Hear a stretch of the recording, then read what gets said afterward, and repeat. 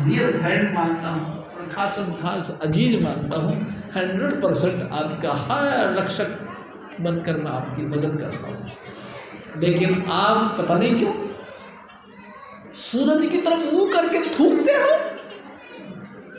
तुमको ये पता नहीं कि थूक तुम्हारे मुंह पे आके गिरेगा। तुम पूछते रहोगे, थूक पे थूक तुम्हारे मुंह पे गिरता रहेगा, तुम क्या करोगे? बहुत बुरी दुर्गति होगी तुम्हारी। प्यारी शास्त्री जी, जेंटलमैन बनो, होशियार बनो। हजूर स्वामी जी महाराज फिर और फरमाते हैं, इस मन की कुछ गलत अनोखी सावध माही कुछ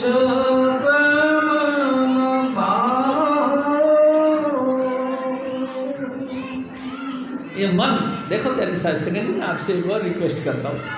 हमारे अंतर में 3 चीज़ें हैं। नंबर 1 ये जिस्म है, जिस्म के अंदर खून है, जिस्म के अंदर मांस है, जिस्म के अंदर हड्डियां हैं। प्यारी शास्त्री जी, जिस्म के अंदर कफ है, जिस्म के अंदर पित्त है, जिस्म के अंदर वायु है। ये सब चीज़ें आपके अंदर, कफ पित्त वायु से ये आपकी बॉडी चलती है। लेकिन कमाल है, कैसी अनोखी बात है, तुम इन विकारों को अपना मान के चलते हो। हजूर स्वामी जी महाराज आपको किसी भी संक्षिप्त बात के द्वारा या छोटी सी बात के द्वारा इन विकारों से मुक्त करते हैं। प्यारी शास्त्री जी, ये तमाम विकारों से आपको आज़ाद करते हैं और तमाम बुराइयों से आपको बचा के आपको निरोग शुद्ध बनाते हैं। लेकिन पता नहीं क्यों आपको ये इनकी दवाई अच्छी नहीं लगती। आपको क्या अच्छी लगती है? सुनना। अंग्रेजी दवाई, अंग्रेजी दुकान पे पहुंच गए, शराब की बोतल खरीद ली। यानी शास्त्री जी कमाल है। अरे तुम सत्संगी हो ना, हाँ, तो फिर काहे को लिए ऐसी घटिया बातें करते हो? हजूर स्वामी जी महाराज कहा करते थे, चाहे तुम्हारा मौत का फरिश्ता खड़ा हो, शराब, मांस और अंडा कभी इस्तेमाल नहीं करना। चाहे मौत की फरिश्ता यानी मौत का देवता यानी जमदूत तुम्हारे घर के आगे खड़े, तुम तो सिर्फ स्वामी जी से प्रेम करो। एक दिन स्वामी जी महाराज ने कहा कि सप्पा बाढ़ समुद्र घर शेर पे बकन और जय जम होवे पहरू प्रेमी ना कर। अगर आपके घर के आगे बाउंड्री वाल खींची हुई है किसी ने, सप्पा की, सांपों की 4 दीवारी खींच रखी है आपके आगे, समुद्र घर, खारा समुद्र, उसके बीचों बीच तुम्हारा बिल्डिंग है, और प्यारी शास्त्री जी शेर पे बकन दहाड़ मार मार के चीख चीख के तेरे को खाने फाड़ने के लिए तैयार बैठे शेर। इतनी अनहोती चीज़ें तुम्हारे गेट के सामने हो, फिर भी अपने गुरु से प्रेम करो। प्यारी शास्त्री जी, गुरु से ऐसा प्रेम करो कि किसी भी तरीके से अपसेट नहीं हो, हर हालत में हाजिर जाना है, हाजिरी बजाने हैं, गुरु के साथ में बातें करनी है, गुरु के आज्ञा के मुताबिक भजन बंदगी करनी है। तुमको ऐसा होना चाहिए, लेकिन नहीं, अब मानते नहीं। जो सचमुच दवाई अच्छी देता है उसको तो हम कड़ी कड़ी समझ के फेंक देते हैं, अब है तो बेकार है, कितने की, अरे ये होम्योपैथिक की दवाई है, होम्योपैथिक 10 रुपये में पुड़िया मिल जाती है, 10 रुपये में, बेकार है दवाई। 10 रुपये में कहीं दवाई आती है।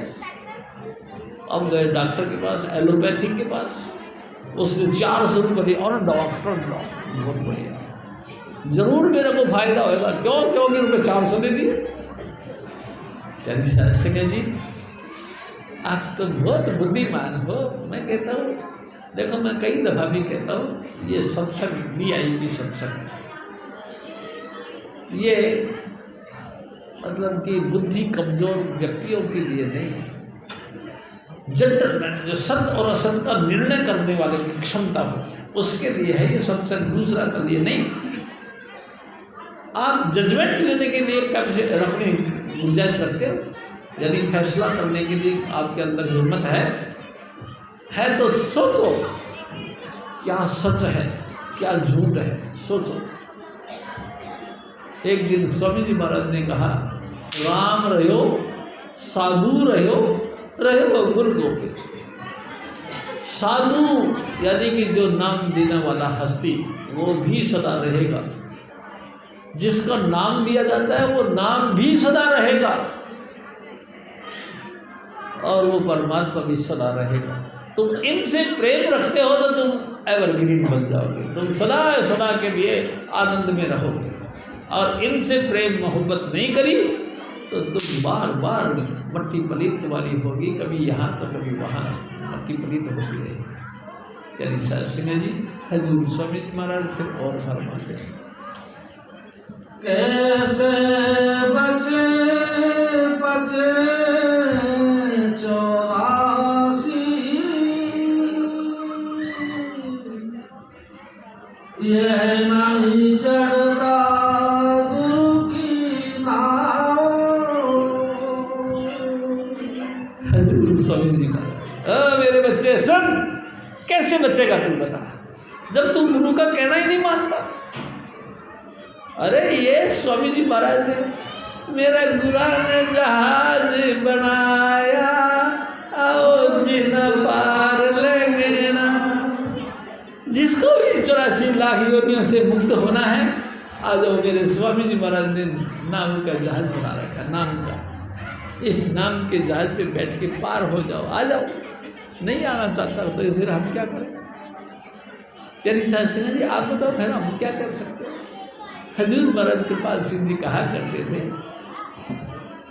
कि गुरु तो बहुत दयालु है, नाव के उस दरिया के अंदर पकड़ के मछलियों को टोकरे में भर लेता है। अब टोकरे में भर के सर पे रखा और घर की तरफ चल पड़ा।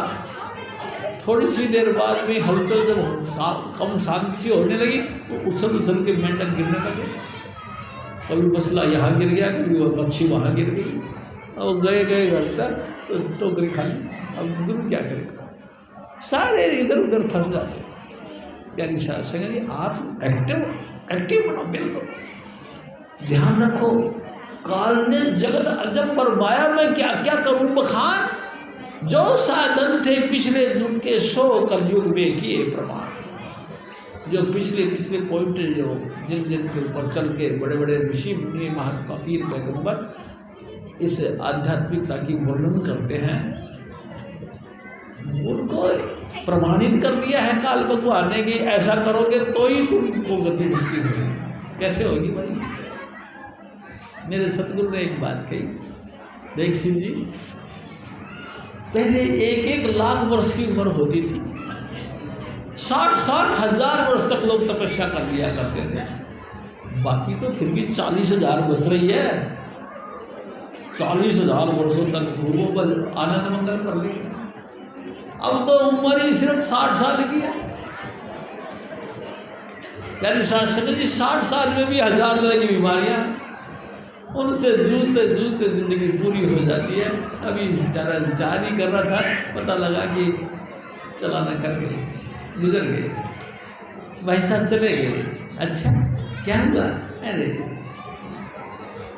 उनका दिल के अंदर दर्द था, उनका आना से काम नहीं करता था, उनके शुगर हो गया, उनको ब्लड शुगर हो गया, डिप्रेशन हो गया। अरे कितनी बेशुमार बड़ी भयंकर दवाइयाँ लेने वाली ये इलाज डॉक्टर के बाद। चलिए शास्त्री जी उनमें ऐसा ऊर्जा कि वक्त से पहले ही मर गया। चलिए शास्त्री जी आप बताओ, जब कुल 60 साल की उम्र है और 1-1 लाख वर्ष की उम्र वाली उपाय तुम करने लग रहे हो, तुम कहीं पार पड़ जाएगी? तुम्हारा उद्धार हो जाएगा? तुम फंस जाओ। मूर्ख प्राणी मन सैलानी, विद्यानाथ के हुए गुलाम। मूर्ख प्यारी सास संगत जी, पानी और पत्थर की पूजा में जिंदगी बर्बाद कर दी। और प्यारी सास संगत जी, आप तो होशियार हो, सत्संग आते हो। हजूर स्वामी जी महाराज का जेंटलमैन सत्संग, एकदम लेटेस्ट, खूब बुद्धिमान सत्संग, सत और असत का डिसीजन करके लगातार तुमको सामने पर रखा जाता है। गुमराह नहीं होते। स्वामी जी महाराज ने कही एक कहा, देख शिव जी, ना मैं अंधेरे में रहता हूँ ना तुमको अंधेरे में रहता हूँ। प्यारी सास संगत जी, हजूर स्वामी जी महाराज फिर और संसारी के धक्के खावे, तेरे जापुर में पिटता जाओ। प्यारी सास संगत जी, कैसे आप तो जानते ही हो सब। जब तक जिंदगी है यहाँ दुनियादारी के खूब मान सम्मान इज्जत बेइज्जत लगातार तोहमत पे तोहमत आपके लगती रहती है। और जब मौत आई, जमदूत ले गए। जमदूतों ने देखा, अगर जिंदगी में कुछ अच्छा काम किया भी होता, नहीं किया। ले गए धर्मराज के दफ्तर में, कागज देखा, क्या करेंगे, तो कुछ कर्म कर अच्छा करा ही नहीं। ऐसा करो, इसको हाथ पर बांध के इस भट्टी के अंदर फेंक। प्यारी सास संगत, इस जलती भट्टी में हमको डाल दिया गया। हम जलते रहे, हाय हाय करते रहे। प्यारी सास संगत जी, कोई उपाय नहीं, कोई उपाय नहीं। मेरे सतगुरु ने एक दफा हमको एक जगह ले जाके दिखाई। स्वामी जी महाराज ने कहा कि देख शिव जी, ये नरक है, नरक देखना चाहता, मैं यहीं खड़ा हूँ, तू देख यार। हम गए। प्यारी सास संगत जी, एक पैसे वाले आदमी की मौत हुई। जमदूत उसको हाथ पैर बांध के संकड़ों से लेके आए। प्यारी सास संगत जी, ये जगह कूला उस भट्टी के ऊपर रख दी, आग झोंकी गई। आप समझो, कहीं सुख है, कहीं सुख नहीं। प्यारी सास संगत जी, सुख है सिर्फ स्वामी जी महाराज की प्यार भरी मीठी याद में। आप तो बहुत होशियार लोगों में से हैं। स्वामी जी महाराज की याद करो, 5 नाम का जाप करो, जितना बन सके उतना जाप करो। और देखो प्यारी सास संगत जी, एक नियम बनाओ कि एवरी संडे हमको सत्संग में जाना है। जी, हम तो आउट ऑफ स्टेशन के हैं, एवरी संडे हम नहीं आ सकते, कोई बात नहीं।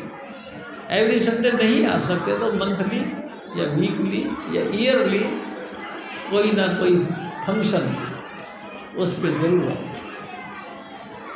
फंक्शन पे जरूर आओ और हजूर स्वामी जी महाराज के सत्संग में हाजिरी दो। प्यारी सास संगत जी, ये एक दिन स्वामी जी महाराज ने कहा, मेरे ये जो वचन हैं ये तुमको अंधेरे में प्रकाश का काम करेंगे। जब तुम्हारे चारों तरफ रास्ते बंद हो जाएंगे तो मेरे ये याद तुमको आती रहेगी। ये वचन तुम्हारे को मुक्ति करने वाले बने। हजूर स्वामी जी महाराज फिर और ऐसे दुख सहेगा बहुत अब नहीं मानेगा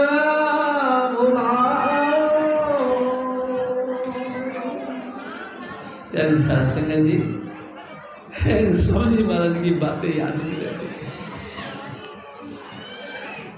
बातें कौन सी याद रहती है? सुन रहे हो? अपने लड़के से बोलते हैं, सुन रहे बेटा, उस व्यक्ति ने उस वक्त मेरी बड़ी बेइज्जती करी, बदला लेना है इससे, चाहे कुछ भी हो जाए। अच्छा बाबू, इसकी ऐसी की तैसी कर दूँगा, कोई ना कोई दिन मौका आने दे बस। प्यारी साहब सिंह जी उस बात की गांठ बांध ली। बुढ़ापा आ गया, बाप तो पहले ही मर गया और बेटा भी बूढ़ा हो गया, गांठ बंधी हुई है। क्या बात की? मेरे बापू ने कही थी कि इसने बेइज्जती करी, इस बेइज्जती का बदला लेना। अरे प्यारी साहब सिंह जी, एक दिन मेरे सतगुरु ने एक बात कही, तुम सुखी होना चाहते हो तो माफ़ कर दो, तुम सुखी होना चाहते हो तो माफ़ कर दो, किसी को भी, कोई बात नहीं। उसने जो कुछ कह दिया तुम माफ़ कर दो, कोई बात नहीं। तुम सुखी हो जाओगे, अगर तुम अकड़ के बैठ गए तो तुम महा परेशान और दुखी रहोगे, माफ़ कर दो। ईसा मसीह कहते हैं कि एक दफ़ा एक कर्ज मांगने वाले ने एक पुलिस वाले से कही